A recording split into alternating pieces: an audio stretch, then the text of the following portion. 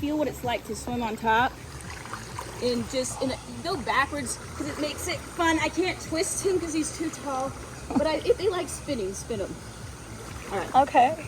So then the next step would be to try to get them to put their head down. Again, don't worry about bubbles. Those are separate. Bubbles can happen on the wall. That's a fun thing you can do on the wall. Keep them busy. But you just want them holding their breath because we're not going down for a long time. And then, as they get comfortable with that, then you work on exhaling the bubbles when they come up. I'm trying to keep each step very simplistic. They worked on bubbles at the wall. They worked on kicking at the wall. Now we're working on the position, but I didn't even make them kick yet. I just want them comfortable, and then I add a kick. Then we add face down. You can do it. There's no like specific order. You just feel like some kids hate their face down, so we'll just do kicking for a while. Some kids like their face down, so we won't even do kick yet. So I try not to add too many steps at a time. Okay. And then, so once we're graduated to kicking, I'll get them again. Fishy. Nice. Stay here. I know, this is hard. You never know when I'm going to need you. Yep, gotta stay here. Then, Preston, you're going to put your head down, and I'm going to send you to the wall. And that's where you do like kick. Nice. And then they can come back to you. And that's something you can just do quick. Go down the line, down the line, down the line, and just keep them going so they don't get bored. Okay. But always make sure their arms are out. Streamline happens later. If they want, you can tell them about a streamline. And if they can do it, that's great. But, I mean, not that. That's not important. If they can keep their arms out, they can streamline when they get older. So that's your basics for on the stomach. Then what he's doing, I always teach treading. And he was actually pretty natural at it. Mm-hmm. Not all kids are. So I don't know. You know what sculling is? It's a treading motion, but in swimming, you can scull, front scull, side scull, back scull. So it's the treading motion, but sculling is going somewhere with it. So it's thumbs up as you come in, thumbs down. And you don't want to pull the elbows. It's not a breaststroke pull because this is a treading motion. And you just want to feel the water on the forearms. So you definitely want to start teaching them this motion because treading takes a long time to learn properly. A lot of kids tread like this and they get really tired. Mm-hmm. So we want to start that early because they'll probably learn how to tread on their own as they get used to it. But if we can get them treading like Preston, he could do that. See how his butt's out? That helps him float a little bit more. So you don't have to put much effort into the actual tread. And then does anybody know what an egg beater is? Oh, I think everybody knows. Okay, Preston's way too big, but this is one of my kids' favorite things. You would take my arm off. But I'll just show you the position I get in and then I'll mimic it. So for a smaller kid, so bend your knees for me. I start them, yeah. He used to be a smaller kid. Yeah, I know, like this, so their feet I can hold their feet flat. And then, thank you, I call it riding the wave. Oh, cool. And then I do the egg beater motion, like, woo, we're going on a wave. And Nice. they love it. They think it's the best thing. Okay. And don't worry if they don't pick it up. It's just trying to get them some basic. Yeah. What was that? He's joking. I'd like to see that. Yeah. That's a 12-year-old, I assume. Yes, it is. No, riding the rave. So that, we want to do treading. And then, of course, the most important thing is being on the back, which is scary for probably 80% of the kids. So I might start just talking to them, looking at the sky. Hey, oh, look, the moon's still out. What are you doing today? So you just kind of try to transition them. And I usually support them so they feel safe. I keep them on me. Of course, this is younger kids. Yeah. Sorry, Preston. You're being treated like a little kid. And then eventually, For I'm like, demo. okay, lay back on me. And I just take it slow. Some kids will go right on their back. I wish I would have known that. That's okay. Now you know. And now you can work with it. It's only on the third lesson. She goes on her back already, but Oh, that's good. that would have been smart to put her on my chest. Yeah, it's just a comfort thing. A lot of people are uncomfortable, especially these days, with that. But in 24 years of teaching lessons, I have never had a parent Be weird ever about it. question me No. on that because they know I'm just comforting their kids, and it's not like people know a Yeah. weirdo. Yeah, definitely. So Also, they don't even pay attention. They're like, thanks for teaching. And then they're like on their phone the whole time. yeah, that's I'm true. like- These days, that's very true. So then there's the transition from the stomach to the back, and this is the most important step. If you can get them floating on the back, if they're comfortable on their back, the next step would be to get them to turn. And this is where you definitely need bubbles. Do not even bring up blowing out their nose Okay. unless they bring it up, because some kids do it intuitively, Okay. and if you bring it up, then they think too much about it, and then you have an issue. Okay. But if they get water up their nose, then you're like, oh, that stinks. Squeeze, blow, and let's practice blowing out your nose. But I've learned just don't even say anything, because Okay. a lot of kids can do it. And Okay. they don't even know it. So, Well, don't give them any more Do you let them do the lessons with the full face with the nose covering, or do you recommend just a That's the regular? only thing so my rule is, a lot of people are like, no, they can't do any of Right. that stuff. Whatever gets them in the water and comfortable, do it. Okay. And then try to get them off that. Okay. Because if we can get them happy in the water and enjoying it, who cares if they have a mask on or not? At least they're learning. They're still learning something. Okay. And we can cover that stuff later.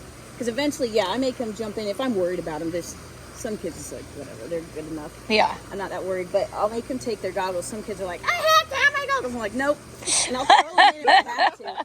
But they have to learn. Like that a little too much, James. You're not throwing this. You can have them jump in the deep end. What? You can have them like jump in the deep end and catch them to learn to go underwater. Yes. So that's the next thing. So we Oh, practice that's treading, and it doesn't matter what order. I like to go through things, and I'll repeat because kids get bored.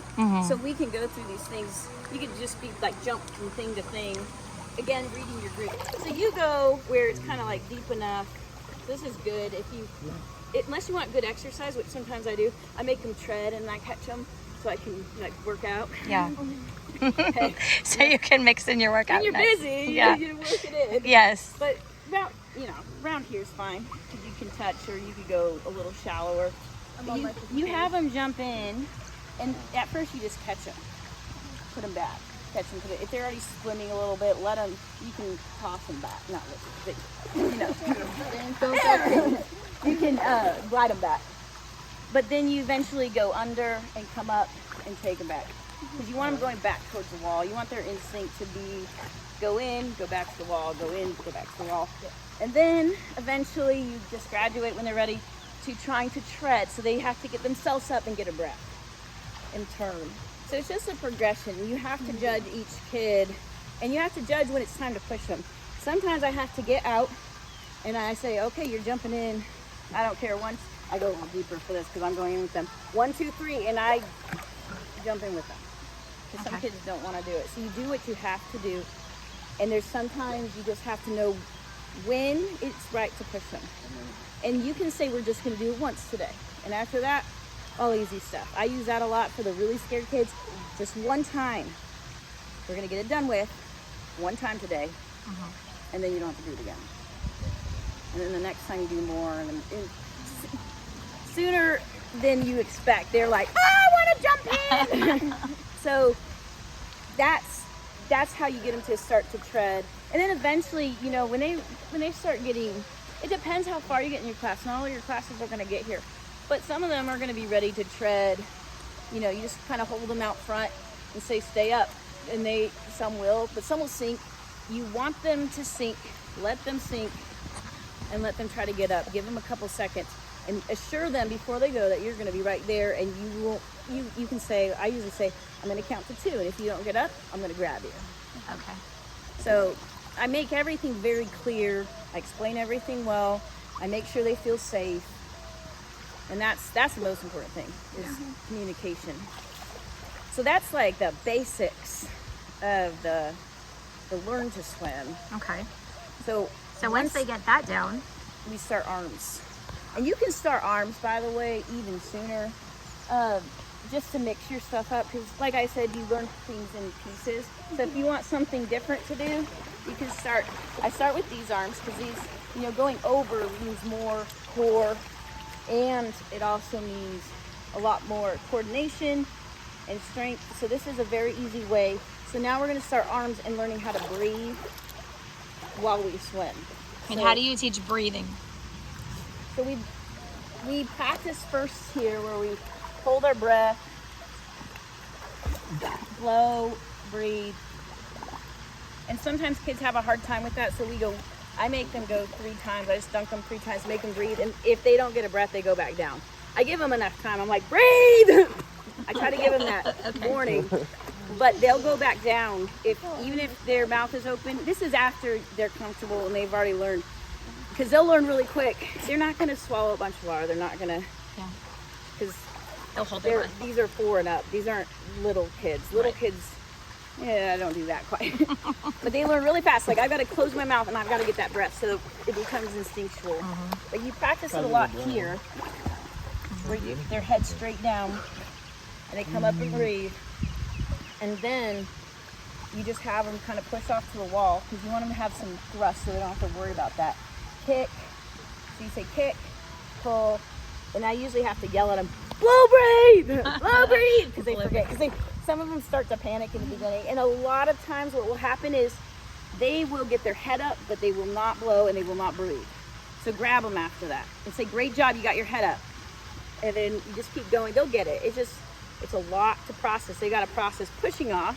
They got to process their body position. They got to process their kick, their pull, a blow, and a breath. That's a lot. So you just start, and eventually they start getting it. And then you can start working on these arms. You can start working on these before you plan to work on them. I just grab a kid, because anything, muscle memory. So if you start working on skills ahead of time, it becomes easier to do it when they're actually ready. So we make sure they pull all the way through and try to bend their elbow a little bit more. There we go. And reach all the way out. And make sure you go really slow because we don't want any of this. Which they'll probably do anyway, but the more you practice, I can barely do it with you, Preston. I know, he's got so big. He's long. He's like got so long. long. You know. And that, after you do that, you want to work on endurance and keep up the other skills. You want to keep practicing. Keep practicing just pushing off. You can do push off and glides where when they're confident, my kids love this, where they just push off and they squeeze their legs and they just see how far they can go. And then I push them back, they think it's a ride. But that develops balance. Kickboard, so here I'll show you how to use tools now that we've gone through all of this.